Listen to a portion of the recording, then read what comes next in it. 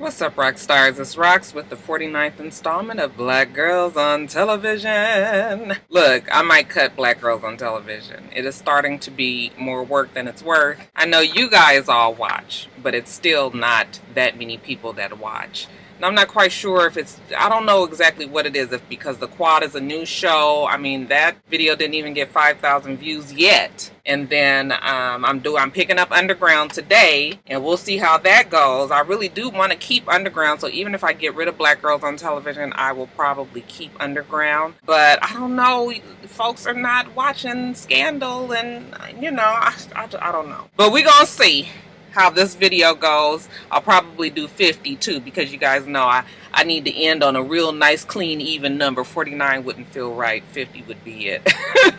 So we'll see how it goes. But yeah, you guys, Underground, we've added that, and then we have The Quad, and then we have Scandal. So let's get to it, shall we?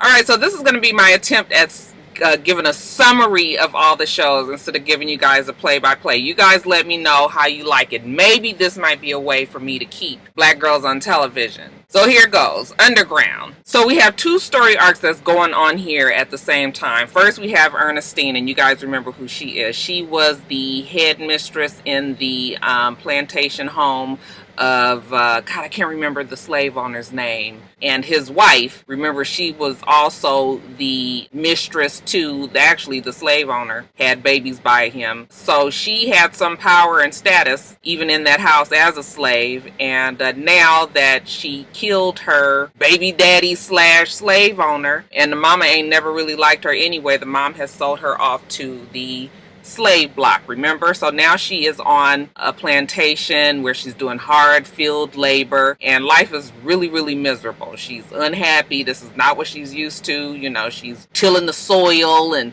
singing the songs out there in the damn dirt, and she's miserable. Every morning she gets up, she's sniffing something. I'm likening it to some sort of drug. She's sniffing it so she can just get through the day. She's sort of here nor there, just kind of out of it. I'm not used to seeing her this way because she has always been a very strong and dignified woman, even in the undignified position of being a slave. So, yeah, shit is bad. She's got this boyfriend, I suppose you can call it, that she lives with, and he's not good to her. He beats her because he's getting beat, and he's frustrated and miserable, and the shit is just fucked up. On top of all of that, she is having hallucinations of Pearly May. And you guys remember who Pearly May is from first season. That is the person that she actually ended up killing, the slave that she actually ended up killing, because Pearly May was going to give the slave owner's wife information on where the Macon 7 had escaped to, where they were planning on going. And her daughter was with them, and she could not let that happen. So she killed Pearly May. So Pearly May haunts her the entire time that she is, sniffing whatever this is that she's sniffing out there on the damn fields. Even when they have their little church sermon in the evening, Pearly May shows up there and kind of gives her the judgmental look. And then finally, she has a conversation with Pearly May. And I don't know if Pearly May is really there to haunt her so much as if she's there to really get Ernestine back on track. She was just like, you used to be something. You used to be the shit. Just because you survived, though, that doesn't mean you strong. Look at you now. You out here, sniffing shit, getting beat up. You on the damn fields. Shit is bad. What are you gonna do? You might as well kill yourself. All you doing is sitting around waiting for your own master to kill you anyway. So, I think that eventually Ernestine is not going to be able to listen to this type of talk. It's her conscience in the form of Pearly May coming to talk to her. And I'm waiting for her to get her bearings back so that she can be badass again. I mean, she is pretty much broken, though. 95% broken. But I have faith in the 5% that she will get it back and, make some difference. But it's going to be hard to watch her in this way because we're not used to seeing her that way. So that's one story. Then the next story is the story of her daughter, Rosalie. Now, Rosalie was freed. Well, she was escaped. She wasn't freed. She escaped, and she was the only one of the Macon 7 that was able to make it to freedom. Pretty much everybody else died with the exception of Noah. Noah got arrested. She got free. So she wants to now go back down south, because she's up north now. She wants to go back down south and, help her fellow brother and sister slaves to freedom. So She links up with Harriet Tubman. We saw that at the end of last season. And she and Harriet Tubman are going back and forth, getting the slaves, trying to hide them out, protecting them, shooting whoever they gotta shoot, killing whoever they gotta kill to get these people to freedom. So it's a very dangerous job. We already know that she and Harriet Tubman has. And so that's what Rosalie is doing. Now we also have John and his wife Elizabeth. Aren't you guys proud I know the names? I researched the names. I was like, I couldn't get up here and just be guessing that shit because I gotta condense. Remember, condense? John and Elizabeth, remember, they are the abolitionists who ultimately want these slaves to be free. So, you know, during the day, they're fighting to try to help the slaves. And at night, they are also helping the slaves by hiding them in their home, feeding them, bathing them, you know, giving them clothes, just giving them some sort of safe haven while Rosalie and Harriet Tubman are running these people back and forth up north. John, he is a lawyer. We remember that from last season, and he is trying to get Noah transferred back down to Macon where he can go to trial there instead of them trying him up north. I don't think they're all the way up north. Were they in Virginia? So that's not all the way up. He's in court. He's trying to get Noah not released, but transferred down. And then, of course, they were going to try to break him out at that time. So we see John in court, and it is an uphill battle for sure. Rosalie is frustrated. She just wants to go and bust Noah out. Harriet is the voice of reason. We cannot just be doing shit like that. We got to be smart, and we got to work the plan that we have. Wait till John is able to get him, you know, somewhat available, and then we'll get him that way. Finally, the courts have made a decision where they're going to extradite Noah back down to Macon, Georgia. And to make a long story short, the damn judge is like, I know it's the law, and he's supposed to be able to go and everything. You presented everything correctly, but we still ain't doing it. I don't give a fuck about the law.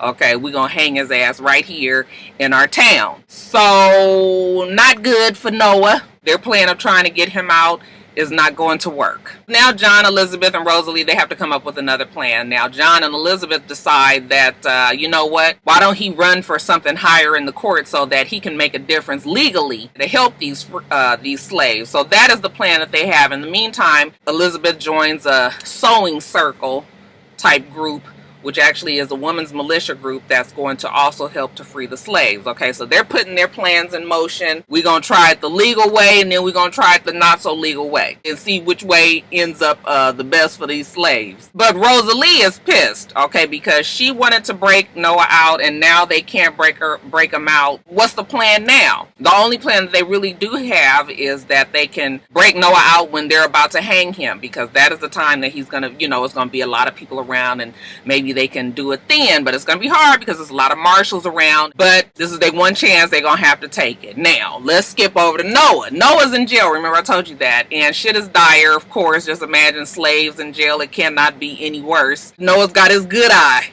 Charlie keep his eyes just as wide and bright as can be on everything and everybody, because he still has a plan in motion. We always see him making little shanks and shit, you know, just off to himself and just coming up with a plan. You can already tell. He also keeps his eye on the slaves around him, two in particular, who he can tell are about to stage a coup and try to, you know, break out of there. Well, he hurries up and foils their plan, and they was like, nigga, what's wrong with you? Why you do that? We was about to get up out of here. And he was just like, you stupid, you gonna get everybody killed. It's guards right outside of this jail. You wouldn't make it nowhere. But if you follow my plan, follow my lead, I can help you guys get out of here. They were like, who are you? He was like, you ever heard of Macon 7? Yeah, that's me. I am that man. Listen to what I gotta say, do what I tell you, and we will all be free by tomorrow. He gets them to calm down, and yeah, but now he's about to get hanged, right? All right, so the next day, they take him down to town. All of the town's people are there. They're going to watch the hanging. They have Noah up there with some other criminals. Okay, they got him all noosed up and everything is about to happen. Any last words? They ask him, and right when he's about to say something, he hears a whistle. It's a certain type of whistle that the Macon 7 used to use when they were on the run. This was to let people know where they were in the woods, you know, when they would lose track of each other and things like that. So he hears this whistle, and he looks out into the crowd, and he sees his girl, Rosalie. Okay, she got all her damn hat and jacket on, you know, she just gives him the okay, like, it's fixing to go down. She pours some liquid and sets it on fire, and they blow shit up. At first, I thought he was going to get hung on accident, okay, because the stage fell out from underneath him, and he was already noosed up, so he had to get loose. But he was able to. It was all this confusion. But in the confusion, he was able to jump into a horse and carriage with John and get away. However, they're chased down by some white men who are not even marshals. By the time Rosalie and them catch up with John, he tells them that the white men took Noah. Okay, and these are not even the law, so it's probably real bad that Noah's gone. So Rosalie is frustrated, all of that shit, and they don't know where Noah is now. And then lastly, the very last scene, we see John and Elizabeth coming out of the courthouse. Okay, he had ran for whatever office it was that he got, and he won. He had just signed the paperwork on the documents in the courthouse, and then when he's walking out on the court stairs, somebody calls his name. He looks over and he gets shot clean through the head, y'all. Killed on the damn courtroom stairs. Okay, Elizabeth is screaming like, oh my God. I was like, girl, you gonna have to fight the good fight by yourself. I was not expecting that. I thought he was going to be here through this whole season. And first episode, John is gone. So we're going to see how Elizabeth is going to transform in this season. But yeah, that was it for the first episode. What did you guys think? Did you like it? It was cool. I think it's going to be a good season. And then on the quad, you guys were talking about this rape. We're getting both sides of the story and seeing which side we believe. We get to see the video, and we see a guy on top of a girl, him kind of stumble away. Okay, she tried to get up and stumble on the ground, and he goes back and picks her up and carries her off. We have Sydney telling her mom her version of the story. We have the quarterback, what's his name, Terrence, telling the coach his version of the story, and pretty much their stories are the same until they get out of this party. So she's at this party at this frat house. She likes this guy there named Miles. I think Miles is like a senior. Okay, Miles is not really giving her too much time because he thinks that she's loose and she's easy. Okay, she drinks too much. She doesn't like to listen. Okay, he even gives her an example. He kisses her and she doesn't even try to pull away, and he was like, see how easy that was? Okay, so she kind of got an attitude with him, but she still likes him. But he's not paying her any attention. The quarterback is paying her attention. Okay, Terrence is trying to talk to her. Obvious that she's drinking. He's also feeding her a lot of drinks, but she still has her eye on Miles. But she's trying to use that old tactic that many of us girls have used in the past, trying to make him jealous by dancing on this one Terrence. Usually that shit don't work. You don't learn that for a long time though. But she's dancing all over the quarterback, and Miles is not studying her, and she finally decides that she's drank too much and she needs to leave. The quarterback decides that he is going to walk her back to her dorm. So they're out on the campus walking back to the dorm. She lives in a dorm that's very far away, and again, they're drunk, they having a good time, they giggling, they laughing, they kissing all over each other. And this is where the signals get crossed, and this is where the stories change. Let him tell it. She wanted to have sex. They lay down into the bushes. He gets on top of her, he does it to her, then he gets up, he kind of stumbles off, and then he sees that she's also still too drunk to walk, so he comes back and he picks her up and he carries her off to her dorm. Her version is they're kissing, it starts to get out of hand, he overpowers her, he pushes her down into the bushes, he has sex on top of her all the while she's fighting him off and trying to get him off, but she can't because he's stronger than her. He jumps up, he finishes, he walks off, and then he realizes he can't just leave her there, so he goes and picks her up and carries her off.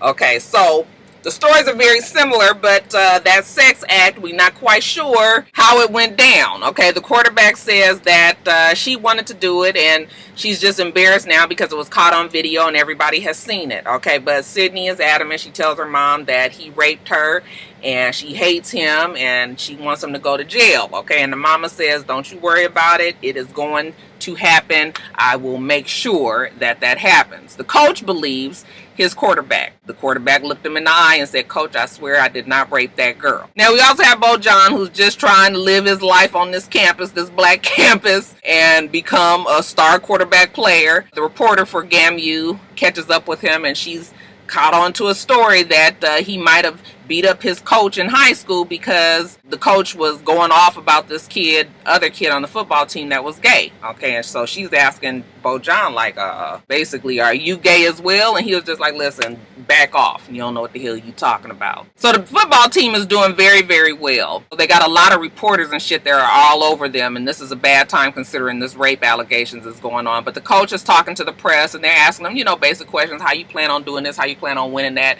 Your players, this, that, and the other. And then we got the reporter there. She says, hey, there's a rape allegation against your star quarterback player. What do you guys have to say about that? Okay, the quarterback is like, I didn't rape that girl. And the coach was like, this is only for football questions, nothing to do with the rape. So now the story is getting bigger and bigger. We see Sydney, she goes to the OBGYN, she wants to get checked out. She's with her mom. She wants her mom to be in the room with her, even though the doctor asked her a couple of times, like, do you want your mom to be here? She's like, I want my mom to be here. So I'm like, okay, finally their relationship is going to get better. But they have the strangest relationship. One minute she wants her mom around, the next minute she doesn't. As the doctor's asking her all these personal questions about her sex life and everything, now all of a sudden she wants to send the mom out the room. So, 2 steps forward, 3 steps back. So, Eva goes out the room and she's checking in at her office, and while she's on the phone, she sees her band director come out of the oncology unit. I believe that's what it was, for cancer. But he tells her that he was just getting a checkup. Clean bill of health. This is just his annual thing. And she was just like, good. He also says, I really want to reach out and,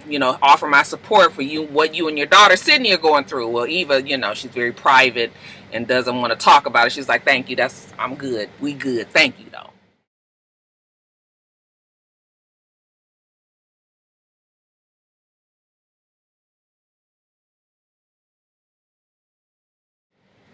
When Sydney finishes getting her checkup and she goes back to her dorm room, of course, her extra hen-pecking roommate, Madison, is there. She bombards her with all these questions, and Sydney was just like, look, can you just give me a little space, a little wiggle room? She starts packing her bag, and Madison was like, where are you going? And she's like, I'm going to go stay with my mom for a little while because I can't stay here. I'm not the star quarterback. Everybody is watching me and giving me grief about this whole rape thing, so I got to go. Madison was like, should I go with you? Do you want me to go with you? And she's like, no, I don't need you to go. Quit hovering over me all the damn time. I got this. You're not my mama. Leave me the fuck alone, basically. So Madison was just like, okay, still like, I'm here if you need me. But Madison leaves. And then when Madison leaves, Sydney, that's when she has her breakdown again, just thinking about everything, how her life has gotten so fucked up in this moment. The quarterback has his own problems because when he comes out the gym from practice one day, there's people out there picketing, women against rape. So both of them are having their problems. Bojan,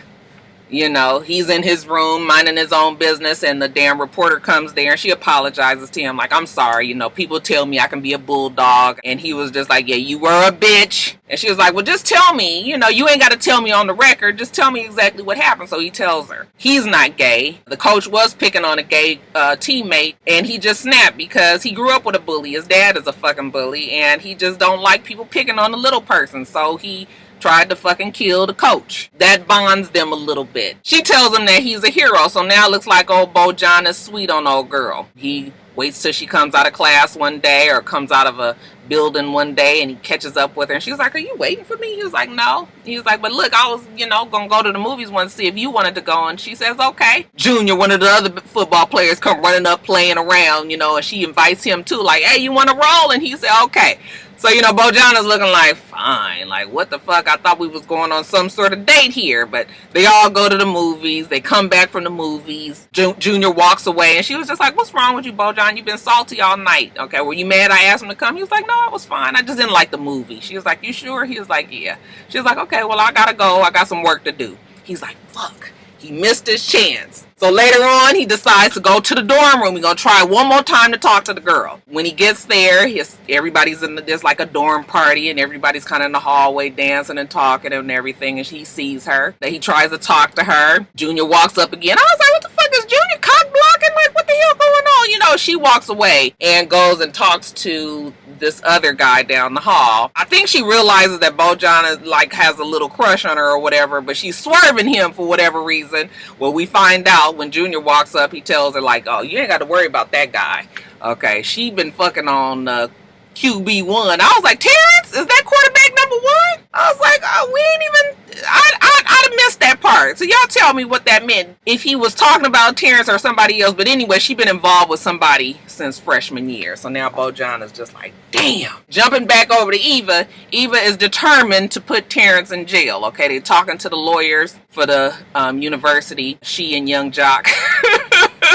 And the lawyer is telling her, we have got to follow protocol. I know you want to put this man in jail. It happened to your daughter and everything, but we have to wait for Atlanta Police Department to finish their investigation. So she's real frustrated. She ain't got time to be talking to the lawyer or young Jock. You know, she sends him away like, all right, enough. I don't want to hear no more. But later on, the police department come and talk to her, and they tell her that, hey, we were able to find out that Terrence actually had a sexual assault in his past back when he was in high school, and it's probably in his recruiting files. So we want to see if we can get a look at that. So now Eva's like, what? Not my coach protecting the damn player like that. So she decides to go and talk to the coach. And of course he was just like, yeah, I was going to come talk to you. How you holding up? And she was just like, not good. And he was like, I just been trying to give you your privacy, your space. And she was like, did you know that there was an assault that Terrence had done back in high school? And he was like, yeah, allegedly, I did know. And she was just like, so you recruited him anyway? And he was like, yeah, because he was found not guilty. She was just like, yeah, well, he raped my daughter, and I believe my daughter. And he says, yes, and I believe my player, and he deserves to get a fair trial at this.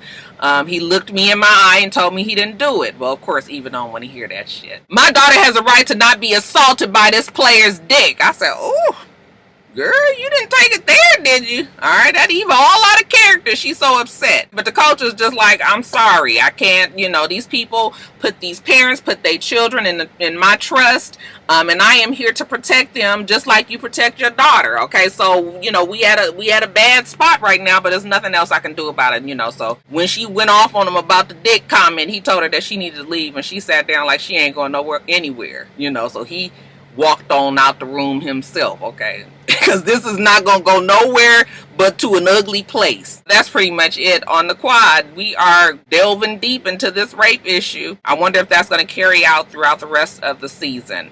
How y'all liking this show so far? And then Scandal. So this season has been cool because they've taken a lot of the focus off of Olivia, and now they have stories about the different characters. So we had Cyrus for a little while, and now we're on to Jake. I'm sure a lot of that is because Kerry Washington is pregnant, and, you know, they're trying to take the attention off of her character. So, you know, this works out perfectly. Let's talk about everybody else. And it jumped back and forth so fucking much that I almost lost track of when was the present, when was the past. Like, it was driving me crazy. It was entirely too much. If I had any requests of Shonda, like, I wish that they would not do that quite as much as they did. But, you know, Shonda don't listen to me. But anyway, so the past. We see Jake not really wanting to be vice president, to him wanting to be vice president, to him not really wanting to be vice president again. We see how his relationship with his wife erodes. How they were very happy at one time when they first got married, and then how shit just kind of gradually declined to just, it was fucked up. We had an idea that she was an alcoholic when she was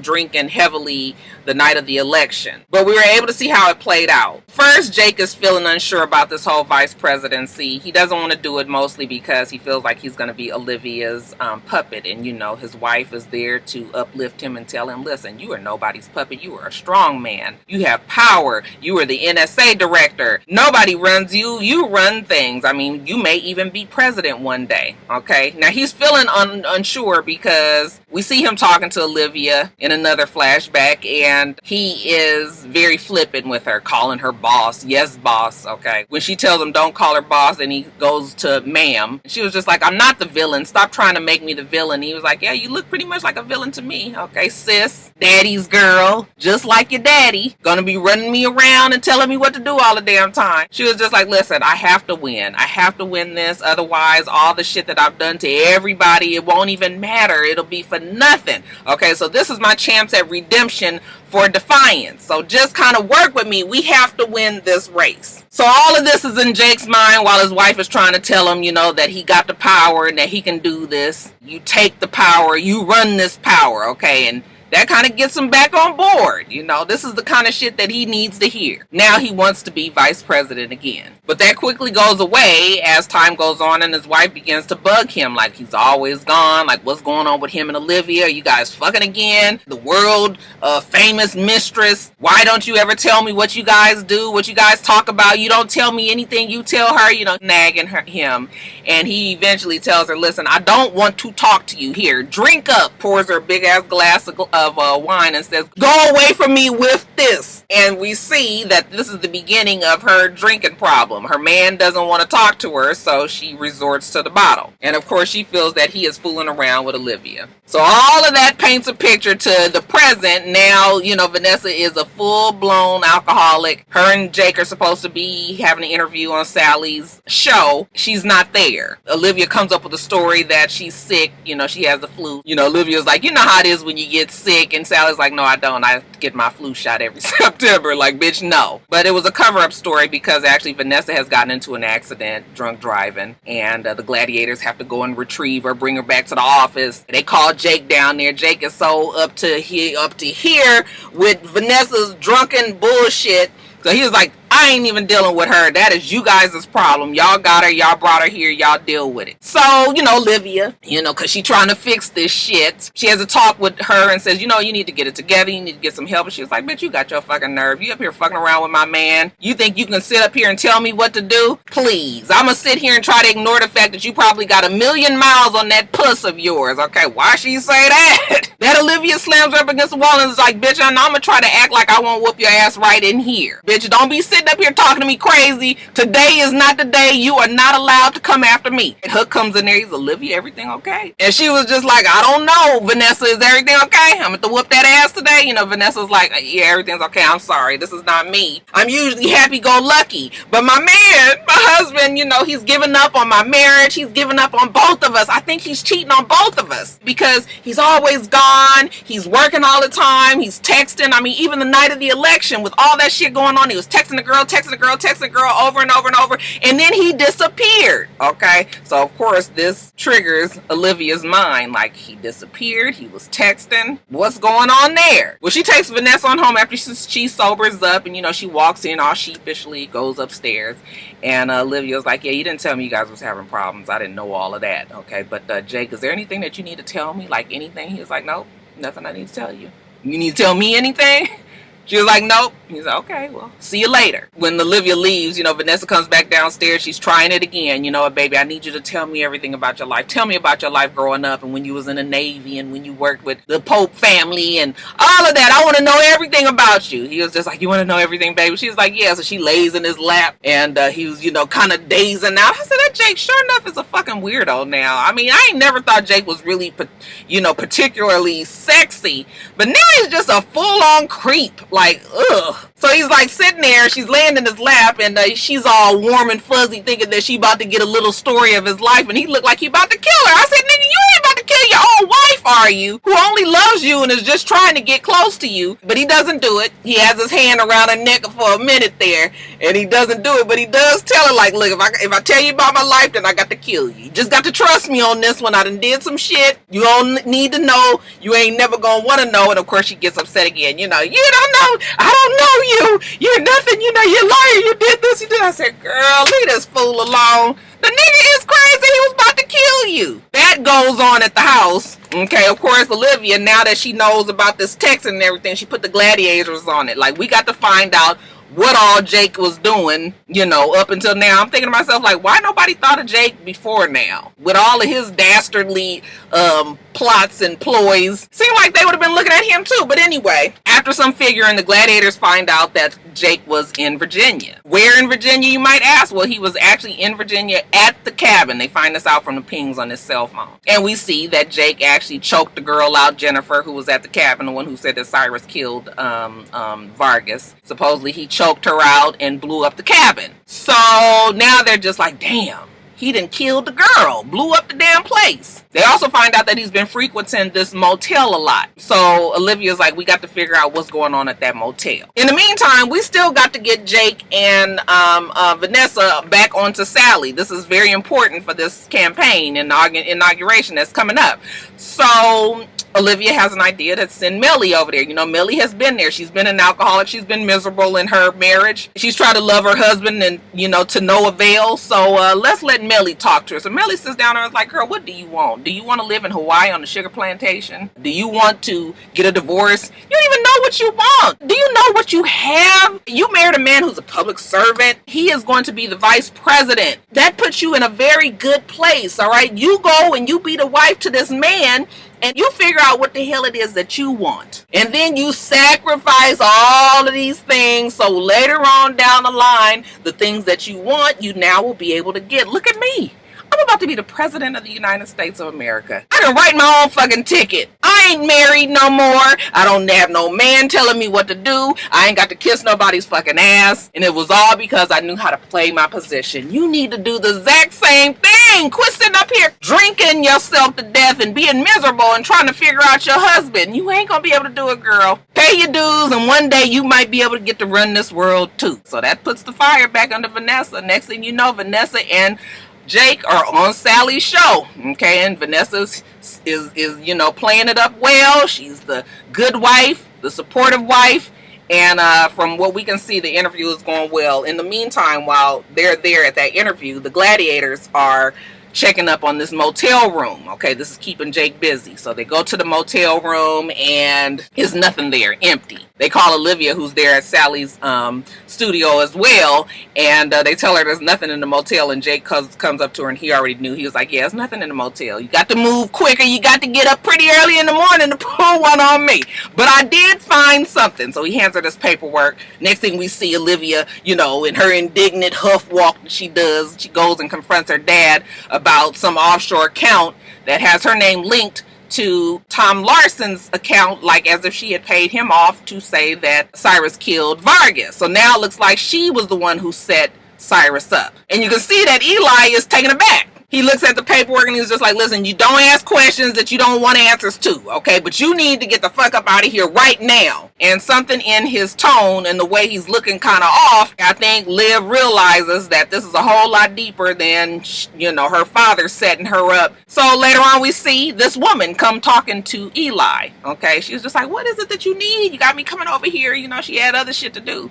And Eli was like, since when do you think it's okay for you to put my daughter's name on an account to make it look like she was the one that set Cyrus up to say that Tom Larson killed Vargas? And she was just like, look, I don't know who you think you're talking to. Liv has done her job. She gave us Melly. So, as of now, Liv is more like a liability. She's indispensable. We don't even need her ass no more. We are keeping her around just being nice to you. But really, we could kill her and we could kill you, and we wouldn't have no problem with it. Okay, so right now it is a luxury that Liv is alive, and the fact that she's able to get up in the morning and breathe a breath of fresh air, that's all because of us right now. You need to remember that, okay? Don't come at me with this shit. I will kill everybody up in this motherfucker. And for the first time in a long time, we see Eli speechless. I was like, ooh.